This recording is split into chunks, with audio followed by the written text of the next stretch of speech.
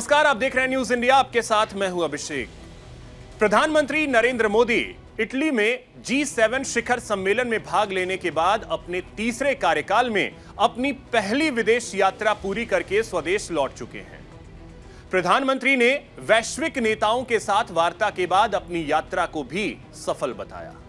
साथ ही साथ इटली के लोगों और वहां की सरकार को बेहतरीन आतिथ्य के लिए धन्यवाद भी दिया। इटली की प्रधानमंत्री जॉर्जिया मेलोनी ने 13 से 15 जून के बीच इटली में आयोजित G7 शिखर सम्मेलन में भारत को आउटरीच देश के रूप में आमंत्रित किया था। पीएम मोदी ने G7 समिट के दौरान दुनिया के सबसे शक्तिशाली देशों के बीच अपना दृष्टिकोण रखा। दुनिया को ऊर्जा के क्षेत्र में ग्रीन एनर्जी को लेकर विषमता दूर करने के लिए विकसित देशों से विकासशील और अंडर डेवलप्ड देशों को बिना भेदभाव के सस्ती तकनीक मुहैया कराने का आह्वान भी किया। G7 के मंच से पीएम मोदी ने दुनिया को 4A मंत्र का मंत्र दिया। कुल मिलाकर कहा जाए तो पीएम मोदी ने G7 के मंच से दुनिया के विकसित देशों को टेक्नोलॉजी के ट्रांसफॉर्मेशन का पाठ पढ़ाया।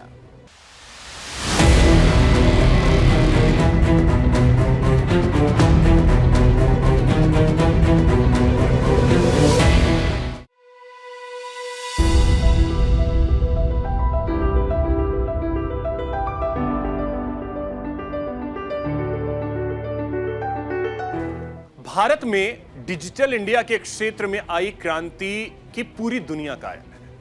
अब वैश्विक मंचों में पीएम मोदी देश को तकनीक के क्षेत्र में ग्लोबली रिप्रेजेंट कर रहे हैं। G7 के वैश्विक मंच से वैश्विक महाशक्ति के साथ साथ कई राष्ट्राध्यक्षों के बीच पीएम मोदी ने एआई को लेकर भारत के विचारों से दुनिया को अवगत करवाया। साथ ही उन्होंने सभी देशों से भविष्य में एआई को पारदर्शी, निष्पक्ष, सुरक्षित, सुलभ और जिम्मेदार बनाने के लिए सभी देशों को साथ मिलकर काम करने का आह्वान किया।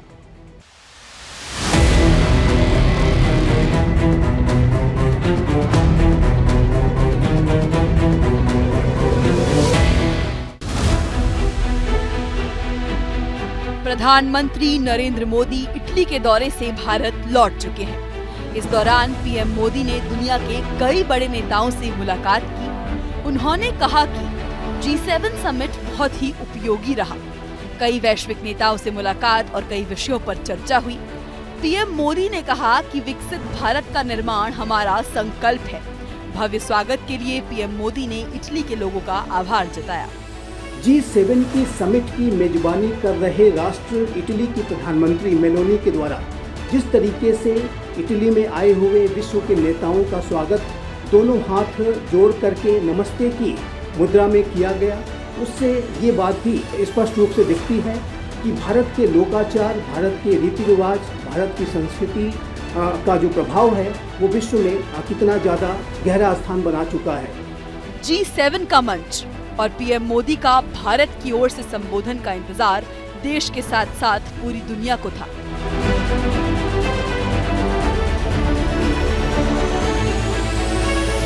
पीएम मोदी ने G7 के मंच से प्रौद्योगिकी में किसी भी देश के एकाधिकार को खत्म करने का आह्वान किया।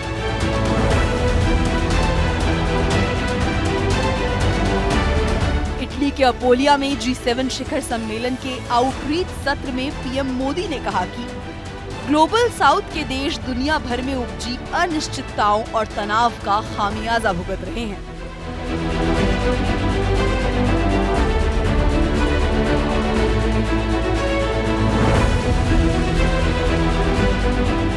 ऊर्जा के क्षेत्र में ग्रीन ऊर्जा को लेकर विषमता दूर करने के लिए पीएम मोदी ने G7 के मंच से विकसित देशों से विकासशील और अंडर डेवलप्ड देशों को बिना भेदभाव के सस्ती तकनीक मुहैया कराने का आह्वान किया। इस दौरान पीएम मोदी ने दुनिया को A4 का मंत्र दिया।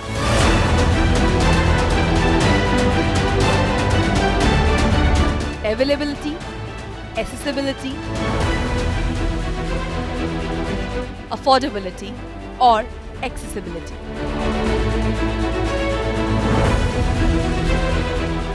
इटली में G7 शिखर सम्मेलन के आउटरीच सत्र में पीएम मोदी ने पश्चिमी देशों को जमकर खरी खोटी सुनाई। उन्होंने जोर देकर कहा कि ग्लोबल साउथ के देश दुनिया भर में उपजी अनिश्चितताओं और तनाव का खामियाजा भुगत रहे हैं। साथ ही उन्होंने भारत के नजरिए से भी दुनिया को अवगत कराते हुए कहा कि भारत ने ग्लोबल साउथ के देशों की प्राथमिकताओं और चिंताओं को विश्व मंच पर रखना अपनी जिम्मेदारी समझा है। भारत के प्रधानमंत्री श्री नरेंद्र मोदी के नेतृत्व का ये जो नया भारत है वो वसुधैव कुटुंबकम के विजन के साथ विश्व बंधुत्व और विश्व मित्र की भावना के साथ अपनी भूमिका को लगातार निभा रहा है। और जाहिर है कि भारत विश्व की जो बड़ी आशाएं भारत से हैं उस पर अब लगातार खरा उतरने के लिए अपना पूरा प्रयास कर रहा है। और जाहिर है कि इसी वजह से भारत की आवाज़ को बड़ी गंभीरता के साथ लिया जाता है। टेक्नोलॉजी से पीएम मोदी का प्रेम जग जाहिर है। देश में डिजिटल इंडिया के क्षेत्र में आई क्रांति की पूरी दुनिया कायल है। अब वैश्विक मंच में पीएम मोदी देश को तकनीक के क्षेत्र में ग्लोबली रिप्रेजेंट कर रहे हैं। G7 का वैश्विक मंच था। वैश्विक महाशक्ति के साथ साथ भारत समेत 12 देशों के राष्ट्राध्यक्षों के बीच पीएम मोदी ने AI को लेकर भारत के विचारों से दुनिया को अवगत कराया। G7 के मंच से पीएम मोदी ने AI की पुरजोर वकालत की। पीएम मोदी ने इटली में जोर देकर कहा कि भारत कृत्रिम बुद्धिमत्ता यानी कि आर्टिफिशियल इंटेलिजेंस पर राष्ट्रीय रणनीति तैयार करने वाले पहले कुछ देशों में से एक है। G7 सत्र के आखिरी दिन उन्होंने पूरी दुनिया को भारत के विचारों से रूबरू कराया। पीएम मोदी ने AI के बारे में बताते हुए कहा कि भारत के लिए इसका मूल मंत्र AI फॉर ऑल है। इस रणनीति के आधार पर हमने इस साल AI मिशन लॉन्च किया है। साथ ही उन्होंने सभी देशों से भविष्य में AI को पारदर्शी, निष्पक्ष, सुरक्षित, सुलभ और जिम्मेदार बनाने के लिए सभी देशों को साथ मिलकर काम करने का आह्वान किया। इटली में आयोजित G7 की बैठक में भारत को विशेष रूप से आमंत्रित किया जाना इस बात को स्पष्ट रूप से दर्शाता है कि भारत की वैश्विक मामलों में भूमिका, भारत का जो प्रभाव है वो लगातार बढ़ रहा है। भारत की वैश्विक जिम्मेदारियां लगातार बढ़ रही हैं, लेकिन जो सबसे अच्छी और सकारात्मक बात यह है कि भारत के प्रधानमंत्री श्री नरेंद्र मोदी के नेतृत्व का ये जो नया भारत है वो अपनी वैश्विक जिम्मेदारियों को पूरा करने के लिए पूरी तरीके से तैयार है।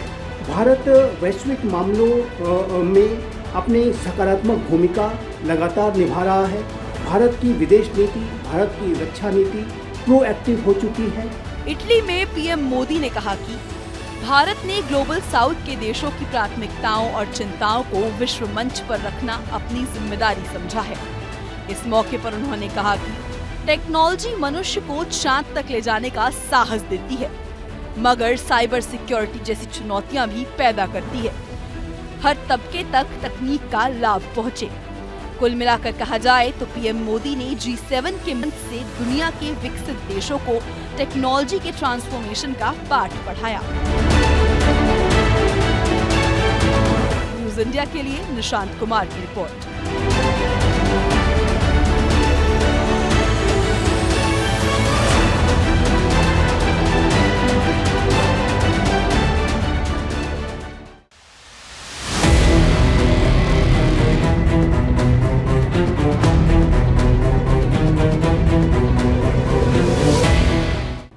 ऐसे तो G7 समिट के दौरान दुनिया के कई देशों का इटली में जमावड़ा था, लेकिन जिसका सबसे ज्यादा इंतजार था, जिसके एक मुलाकात के लिए दुनिया के कई देशों के राष्ट्रीय अध्यक्ष बेताब थे, वो थे पीएम मोदी।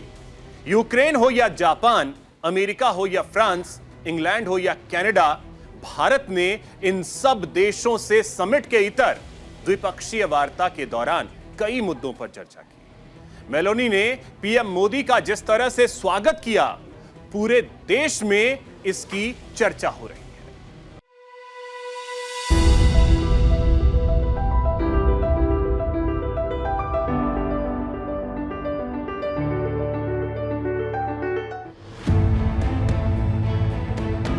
जिनकी अदा पर दुनिया भर के राजनेता फिदा रहते हैं।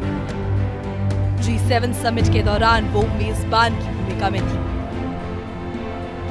पहले तो भारतीय परंपरा में वो अपने देश आए मेहमानों का स्वागत करती दिखी। जब मेहमान के रूप में नरेंद्र मोदी प्रधानमंत्री मेलोनी के सामने थे, तब उन्होंने भारतीय परंपरा के मुताबिक पीएम मोदी का वेलकम किया।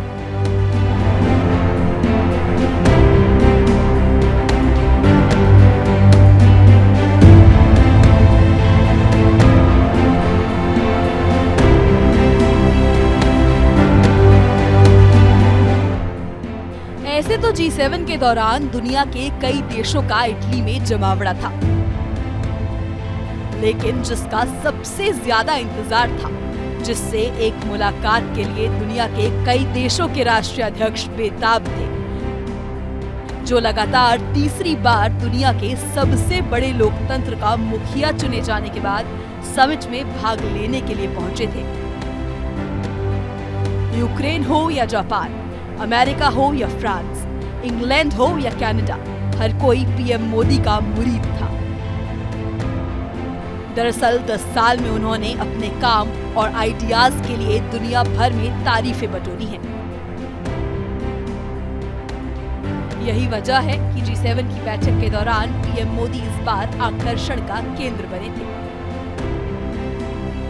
इटली के अपूलिया में G7 के मंच पर पीएम मोदी की धमक देखने को मिली। शिखर सम्मेलन से इतर इटली की प्रधानमंत्री जॉर्जिया मेलोनी के साथ पीएम मोदी ने द्विपक्षीय वार्ता भी की। इस दौरान उन्होंने रक्षा और सुरक्षा सहयोग पर चर्चा और रक्षा औद्योगिक सहयोग को और बढ़ाने की उम्मीद जताई। बैठक के दौरान पीएम मेलोनी ने इस साल के आखिर में इतालवी विमान वाहक तोप ITS कैवूर और प्रशिक्षण जहाज ITS वेस्पूची की भारत यात्रा का स्वागत किया। रणनीतिक साझेदारी की प्रगति की समीक्षा, बढ़ते व्यापार और आर्थिक सहयोग पर चर्चा, रक्षा और सुरक्षा सहयोग पर चर्चा, रक्षा औद्योगिक सहयोग बढ़ाने पर चर्चा, AI और वाणिज्यिक संबंधों के विस्तार पर चर्चा। G7 शिखर सम्मेलन के दौरान पीएम मोदी और इटली की पीएम जॉर्जिया मेलोनी ने द्विपक्षीय रणनीतिक साझेदारी को आगे बढ़ाने को लेकर भी चर्चा की। साथ ही भारत, पश्चिम एशिया, यूरोप आर्थिक गलियारे सहित वैश्विक मंचों और बहुपक्षीय प्रस्तावों में सहयोग को मजबूत करने पर सहमति दी। द्विपक्षीय बैठक के दौरान इटली की प्रधानमंत्री जॉर्जिया मेलोनी ने पीएम मोदी के साथ एक सेल्फी ली, जो पूरी दुनिया में जमकर वायरल हो रही है। Hello from the Melody team. Italy के अपूलिया में G7 सम्मेलन की बैठक से इतर पीएम मोदी ने पोप फ्रांसिस से मुलाकात की।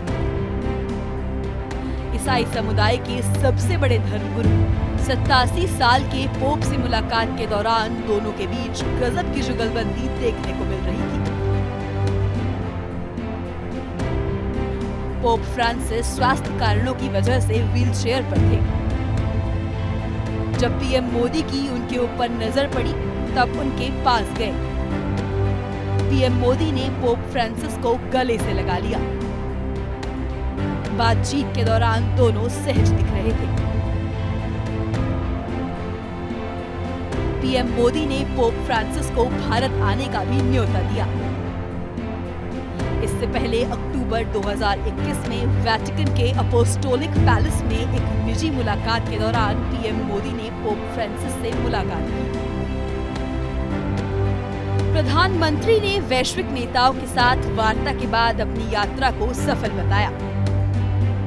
उन्होंने एक्स पर पोस्ट में लिखा कि अपूलिया में G7 शिखर सम्मेलन में शामिल होना काफी सफल रहा। वैश्विक नेताओं के साथ वार्ता की और विभिन्न मुद्दों पर चर्चा की।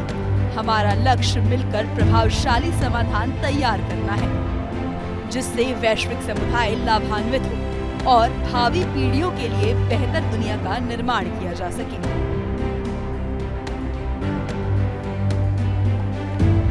G7 सम्मेलन में दुनिया के कई अहम मुद्दों पर चर्चा हुई, लेकिन इस बार इटली में हुए शिखर सम्मेलन में चर्चा का केंद्र रूस यूक्रेन युद्ध और गाजा युद्ध रहा, जहां भारत ने एक बार फिर सभी देशों को शांति का संदेश दिया।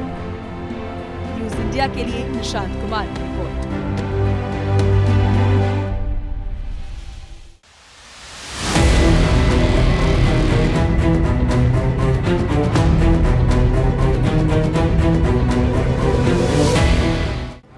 लगातार तीसरी बार पद संभालने के बाद प्रधानमंत्री मोदी की यह पहली विदेश यात्रा थी और G7 शिखर सम्मेलन में उनकी लगातार 5वीं भागीदारी। G7 के मंच से पीएम मोदी ने दुनिया को वसुधैव कुटुंबकम का संदेश दिया। यूक्रेन के राष्ट्रपति ज़ेलेंस्की से द्विपक्षीय वार्ता के दौरान पूरी दुनिया की इस पर नजर टिकी थी।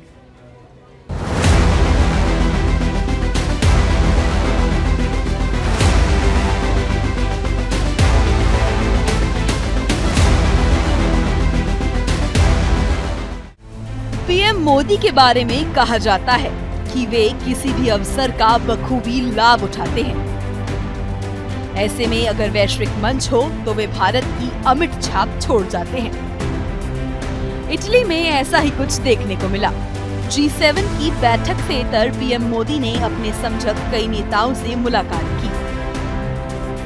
पीएम मोदी ने अपूलिया में फ्रांस के राष्ट्रपति इमैनुअल मैक्रों, ब्रिटेन के पीएम ऋषि सुनक, जापान के प्रधानमंत्री फूमियो किशिदा, यूक्रेन के राष्ट्रपति व्लादिमीर ज़ेलेंस्की, कनाडाई पीएम जस्टिन ट्रूडो और अमेरिकी राष्ट्रपति जो बाइडेन के साथ द्विपक्षीय वार्ता की। इस दौरान पीएम मोदी ने फ्रांस के राष्ट्रपति इमैनुअल मैक्रों, ब्रिटेन के प्रधानमंत्री ऋषि सुनक और जापान के प्रधानमंत्री फूमियो किशिदा के साथ द्विपक्षीय वार्ता की।